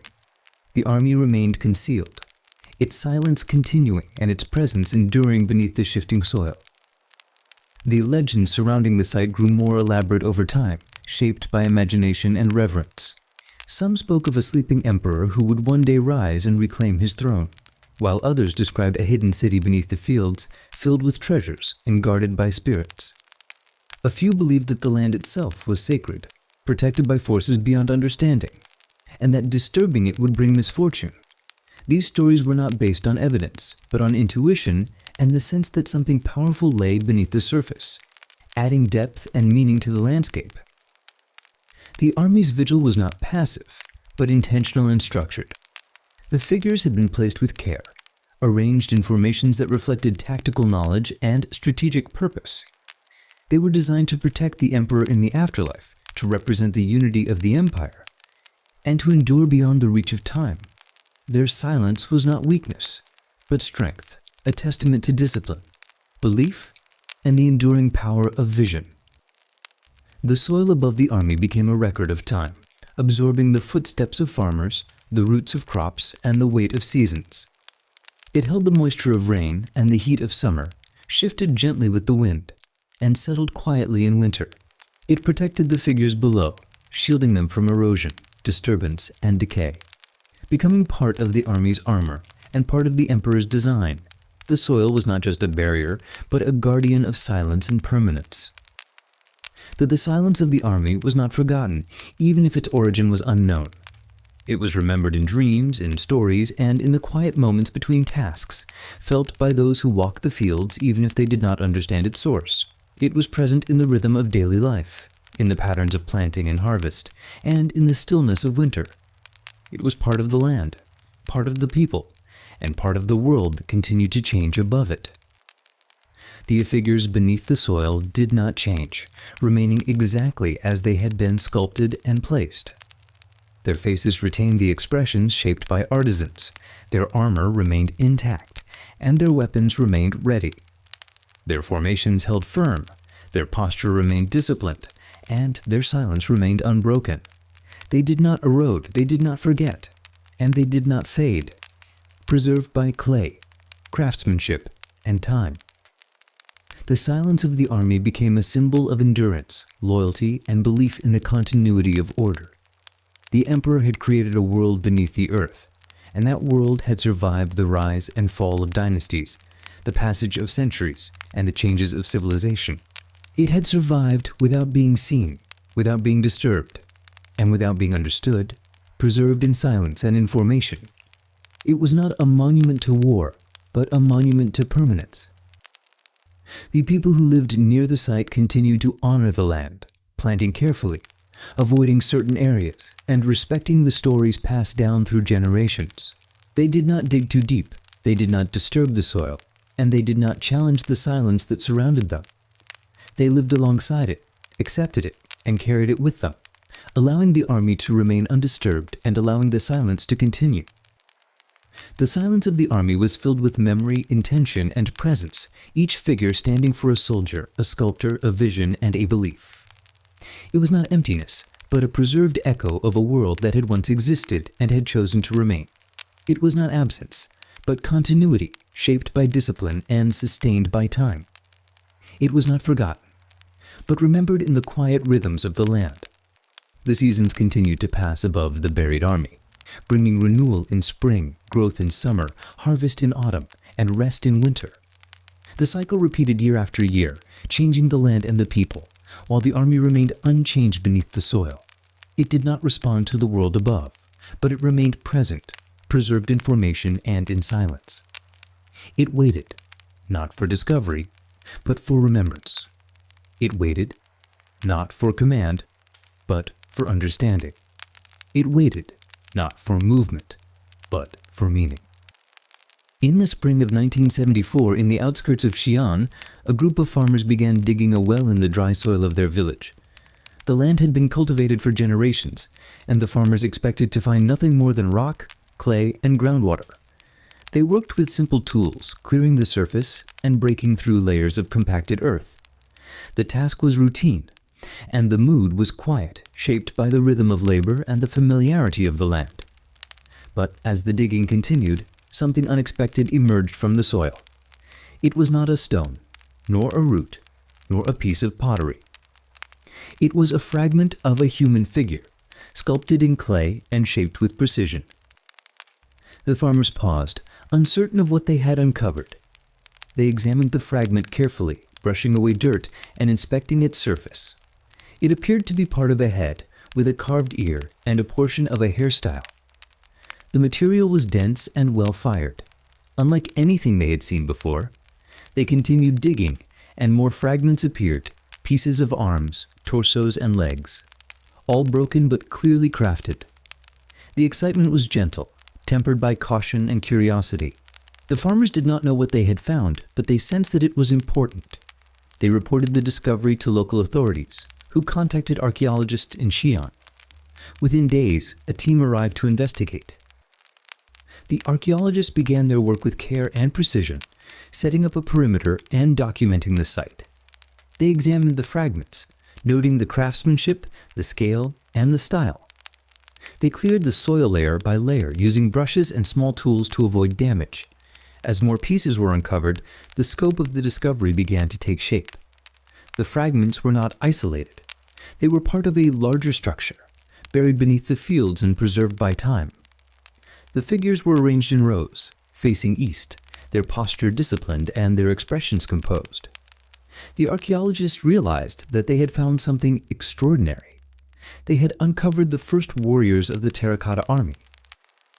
The mood at the site shifted from curiosity to quiet awe.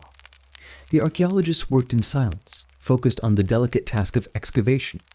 They cleaned each fragment carefully, revealing details of armor, hairstyles, and facial features. They documented each piece, photographed the formations, and recorded measurements. The figures were life-sized, sculpted with individual characteristics, and arranged in military formation. The scale was unprecedented. The craftsmanship was remarkable.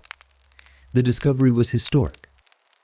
As the excavation continued, the full extent of the Terracotta army began to emerge. Thousands of figures were buried across multiple pits, each one unique in design and placement. There were infantry soldiers, archers, cavalry, and officers, all positioned according to tactical logic. There were chariots, horses, and weapons, many of them real and battle-ready. The formations reflected the structure of the Qin military, preserved in clay and buried for more than 2,000 years. The archaeologists uncovered Pit 1, the largest and most iconic, containing over 6,000 infantry figures. They later excavated Pit 2, with its diverse units, and Pit 3, believed to be the command post. Pit 4 remained unfinished, a silent witness to the fall of the dynasty. The discovery of the Terracotta army transformed the understanding of ancient China.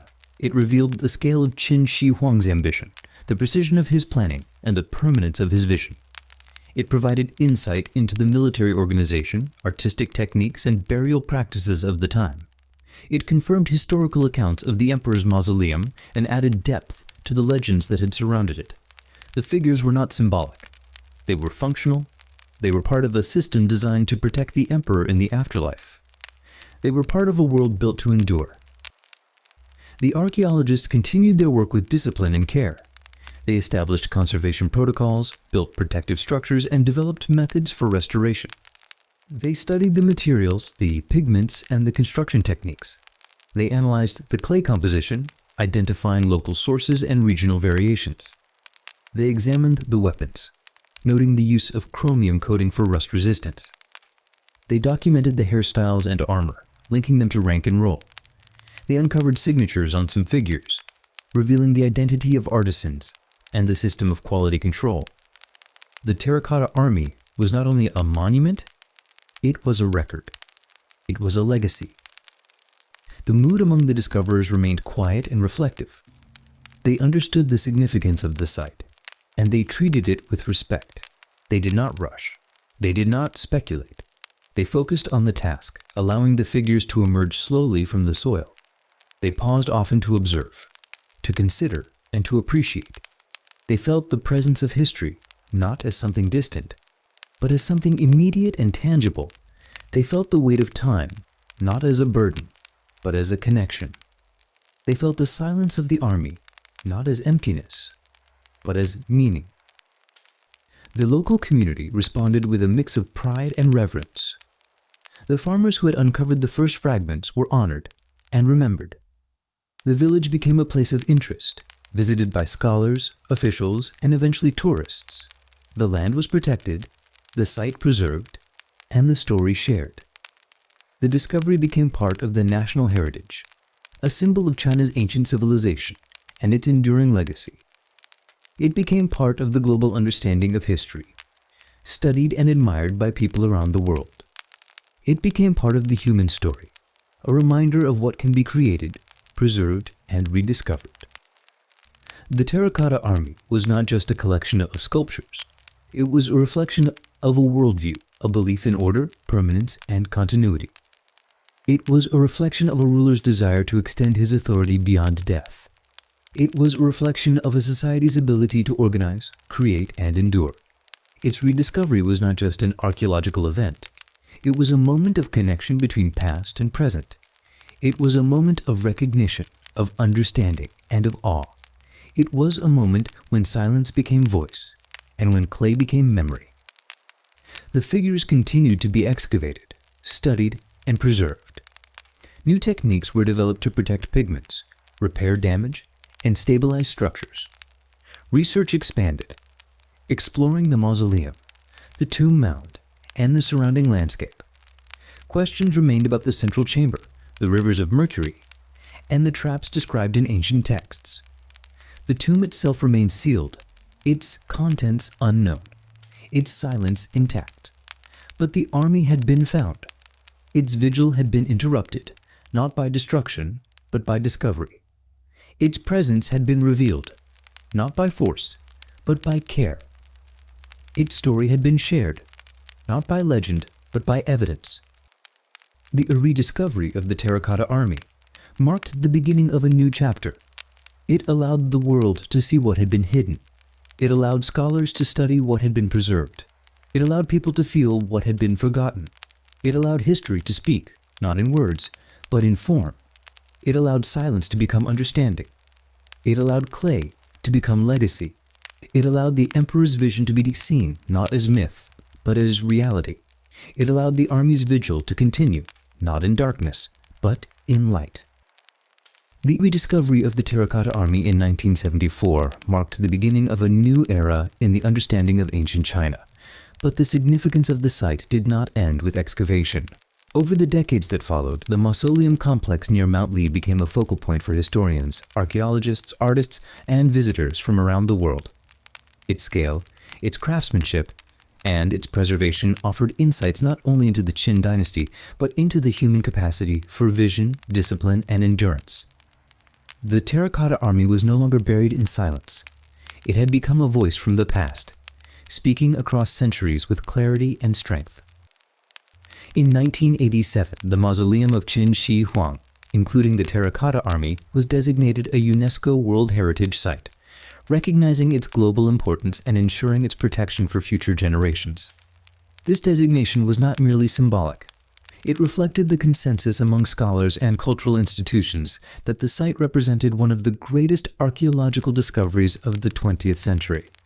It acknowledged the uniqueness of the army's construction, the historical significance of the emperor's reign, and the enduring relevance of the site's message. The Terracotta Army was not just a national treasure. It was a legacy shared by humanity.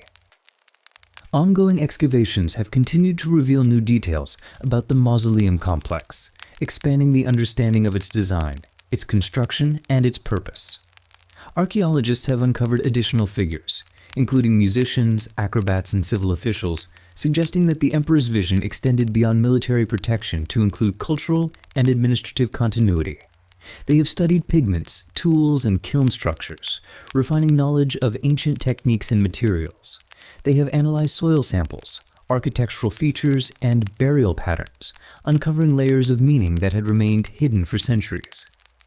Each discovery adds depth to the story. Each fragment contributes to the whole. The Terracotta Army remains one of the world's greatest archaeological wonders, not only because of its scale and preservation, but because of its ability to connect people across time and culture. Visitors to the site walk among the figures with a sense of reverence, observing the details of faces, armor, and posture. They see the individuality of each soldier, the discipline of the formations, and the quiet strength of the clay. They feel the presence of history, not as something distant or abstract, but as something tangible and immediate. They understand that the army was not created for spectacle. It was created for permanence. The legacy of the Terracotta Army is not confined to the boundaries of the mausoleum. It has influenced art, literature, education, and public memory. It has inspired exhibitions, documentaries, and scholarly research. It has become a symbol of China's ancient civilization and its contributions to global heritage. It has challenged assumptions about power, mortality, and the afterlife. It has demonstrated that vision, when combined with discipline and craftsmanship, can endure beyond the limits of time. It has shown that silence can speak, and that clay can remember. The figures themselves continue to teach. Their expressions reveal the diversity of the empire. Their armor reflects the structure of the military. Their posture conveys readiness and respect. Their arrangement demonstrates strategy and foresight. Their preservation illustrates the effectiveness of ancient techniques. Their rediscovery affirms the importance of patience, care, and curiosity. They are not relics. They are lessons. They are reflections. They are reminders. The site near Mount Lee has become a place of pilgrimage, not in a religious sense, but in a cultural and historical sense. People travel from around the world to stand before the army, to witness the formations, and to feel the presence of the past. They walk slowly through the pits, pausing to observe, to photograph, and to reflect. They speak quietly, aware of the significance of the space. They leave with a sense of connection. Having touched something that transcends borders and generations, they carry the memory with them, sharing it with others, and returning to it in thought. The legacy of the Terracotta Army also includes the story of its rediscovery. The farmers who uncovered the first fragments did not expect to find history beneath their fields. Their curiosity, their care, and their decision to report the discovery allowed the world to learn what had been hidden. Their actions remind us that history is often found in ordinary places, and that its preservation depends on attention and respect. Their story is part of the legacy. It is part of the connection. It is part of the meaning. The ongoing research at the site continues to evolve, incorporating new technologies and interdisciplinary approaches. Ground-penetrating radar, chemical analysis, and digital modeling have expanded the ability to study the tomb without disturbing it. Collaborations between historians, engineers, and conservationists have improved methods for preservation and interpretation. Educational programs and museum exhibitions have brought the story to new audiences, encouraging exploration and dialogue. The legacy is not static. It is active. It is growing. It is alive. The Terracotta Army also challenges modern perspectives on mortality, memory, and ambition. It invites reflection on the desire to be remembered, the effort to preserve order, and the belief in continuity beyond death. It raises questions about the cost of permanence, the role of labor, and the meaning of silence. It encourages consideration of what we leave behind, and how we shape the future through our choices. It does not offer answers. It offers presence. It offers perspective. It offers possibility. The figures remain in formation, standing as they have for more than 2,000 years. They do not speak, but they are not silent. They do not move, but they are not still. They do not age, but they are not forgotten. They remain as they were placed, preserved by clay, by craftsmanship, and by care. They remain as a testament to vision, to discipline, and to endurance. They remain as a legacy. The emperor's tomb remains sealed, its contents unknown, its silence intact. The central chamber has not been opened, and the underground palace described in ancient texts remains a mystery. The decision to preserve rather than excavate reflects respect for the site and caution about its risks. The tomb continues to guard its secrets while the army continues to share its story. The contrast between what is known and what is hidden adds depth to the legacy. It adds tension. It adds meaning. It adds wonder. The Terracotta Army is not only a reflection of the past, it is a mirror for the present. It invites us to consider how we remember, how we preserve, and how we connect. It invites us to listen to silence, to observe detail, and to honor craftsmanship. It invites us to recognize the value of patience, the importance of care, and the power of vision. It invites us to stand still, to look closely, and to feel deeply. It invites us to remember. If you've journeyed with me through this story, from the fractured kingdoms of ancient China to the rediscovery of an emperor's silent army, I invite you to continue exploring with me. Join me on my YouTube channel, where I share more immersive, historically grounded narratives designed for comfort, curiosity, reflection, and your insomnia. This is not the only story to tell. It is the beginning of more history to be understood. Let's keep walking together. Thank you for watching. I wish you a good night's sleep and sweet dreams.